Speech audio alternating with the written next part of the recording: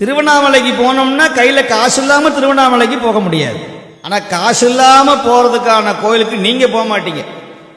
ஏன்னா உங்க மனசுல பதிஞ்சிருச்சு, எங்க கூட்டம் அதிகமாக இருக்கிறதோ, எங்கு ஜனங்கள் அதிகமாக இருக்கிறதோ, எங்கு கடைகள் அதிகமாக இருக்கிறதோ அங்குதான் சக்தி அதிகமாக இருக்கிறது கடவுளுக்கு என்று நீங்கள் முடிவு பண்ணி விட்டீர்கள்.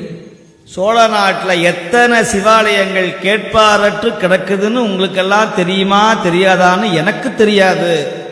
ஆனால் எனக்கு தெரியும், எத்தனையோ பாடல் பெற்ற தலங்கள், வெறும் ஆடு மாடுகள் மட்டுமே வழிபடக்கூடிய இடங்கள், ஜந்துக்கள் வழிபடக்கூடிய சிவாலயங்கள், முருகன் மட்டுமே அமைதியாக தன்னந்தனியாக நிற்கிற ஆலயங்கள் எத்தனையோ உண்டு, அம்பிகை முதற்கொண்டு.